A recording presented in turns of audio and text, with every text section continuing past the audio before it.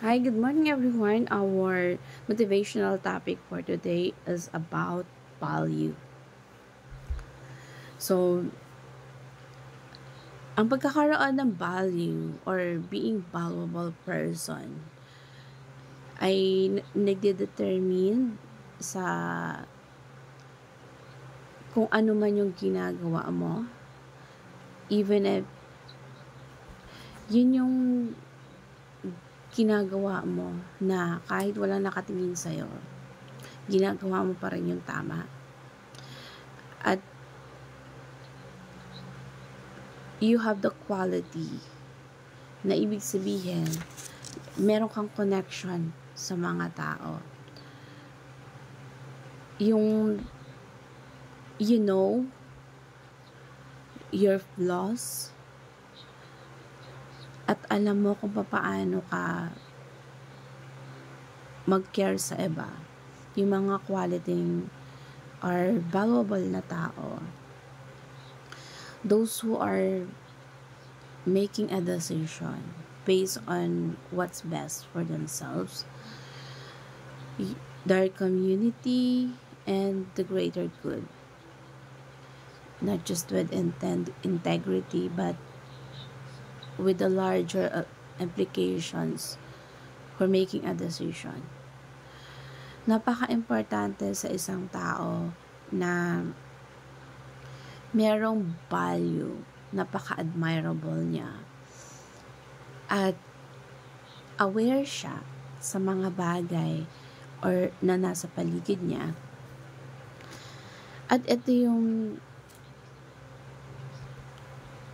alam niya na kilala niya yung sarili niya. Kasi sabi nga, the more you know yourself, alam mo kung paano makikitungo sa iba. At or the better you know yourself, the more likely you are to find a situations na magiging suits ka para doon. That suits you. So, ang being admirable, yung tipo ng tao na halimbawa pagpasok mo pa lang sa isang room na maraming tao, ikaw agad yung makikita niya, ikaw yung tinitingnan nila as a leader or a respected man or woman na gustong-gusto ka nila sa paraan ng pagiging leader mo. At merong tinitingnan sila na character mo na kailangang respetado ka at maaasahan ka. Alam nila na kapag sabihin yung pangalan mo, it's not just being of pagiging excellent mo sa mga ibang bagay, kundi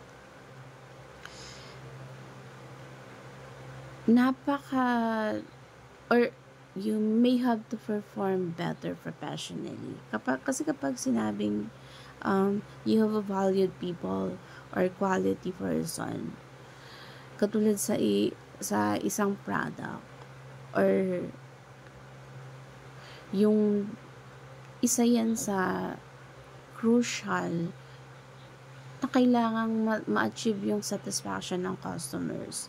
When it comes to quality product, kailangan mo satisfied mo yung customer para ma-retain yung loyalty nila at ma-meet yung expectations nila. At magiging willing sila na bumili ulit ng product mo in the future. At yung ma-meet mo yung satisfying nila na kailangan quality yung service mo, yung product mo, na babalik-balikan nila, na mabibigay mo sa kanilang serbisyo. Yung quality na i-measure yung product mo against other things. or similar kind of degree of excellence.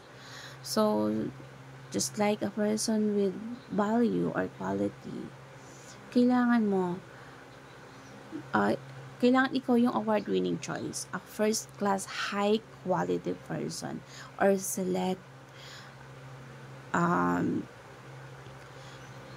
meaning you are high-grade primo, super top-notch, excellent, and exception,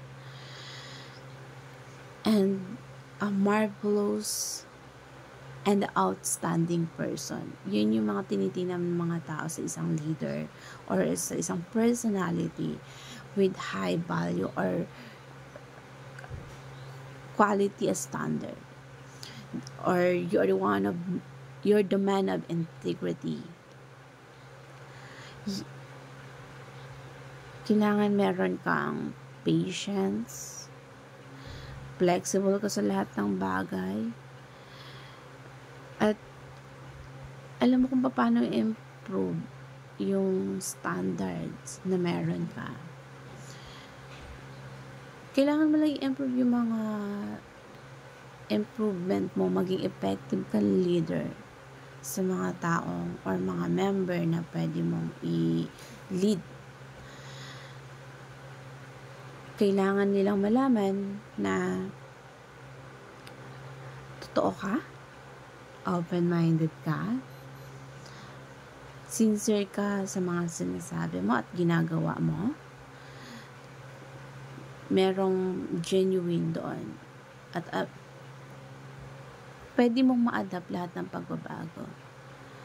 Kailangan open ka or alam mo kung paano magdesisyon ng tama, at nakikita nila yung kabutihan sa puso mo. Kasi kailangan sa isang tao na mataas yung moral standard niya. Alam niya yung mga responsibilidad niya, at pag mapagkakatiwalaan ka, tinitingnan ka nila na follower person kasi alam mo at alam nila na magagawa mo to dahil kaya mo. May mga pananagutan ka sa pwedeng mangyari, maging sitwasyon na kaharapin nyo. So, ikaw yung tinitingnan nila as a leader. At kailangan meron kang good impression. Merong impact sa mga tao. Sa mga, or sa society, na tinitingnan ka nila as a leader. At alam mo dapat kung yung mga katangian ng iba ay itinuturing mo tong isa sa mga,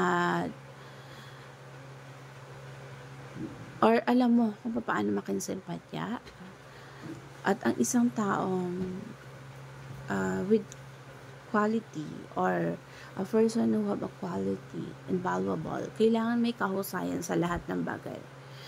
Kasi in every ano pa man yung sitwasyon at challenges na yan, magkakaroon ka ng magandang resulta na marunong ka mag-guide at mag-lead sa kanila, na mapagkakatiwalaan ka nila sa pwedeng anumang maging solusyon sa mga bagay na magkakaroon ng magandang resulta. Yung tipong kung ano man ang kaharapin yung problema, dahil ikaw yung leader, makikitaan ka nila ng kahusayan sa pagresolba sa mga challenges na kaharapin nyo man. So, meaning you have a person with a value at exceptional ka, na magiging remarkable ka sa kanila as a leader, or tinitingnan ka nila na isa sa pinakamahusay, kaya nga magkakaroon ka ng value at impact sa kanila.